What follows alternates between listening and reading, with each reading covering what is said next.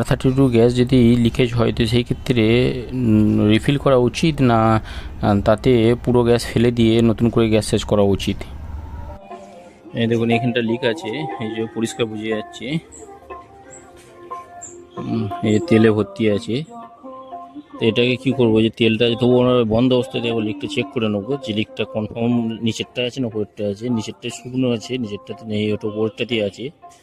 তো গ্যাসটাকে প্রথমে স্টোর করব, কারণ আমরা পুরো গ্যাসটাকে নষ্ট করব না।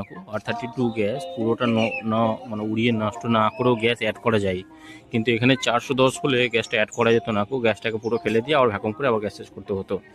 তো এখানে আমরা ভ্যাকুমও করব, তো সেটা কীভাবে করতে হয় এটা দেখব। প্রথমে আমরা মেশিনটাকে চালু করব, মানে প্রথমে লিকটা চেক করব, লিকটা ফাইন্ড করব লিকটা কোথায় আছে, মানে নিচের না উপরে। তারপর যে গ্যাসটা আছে মেশিনে সেটাকে আমরা স্টোর করে নেব।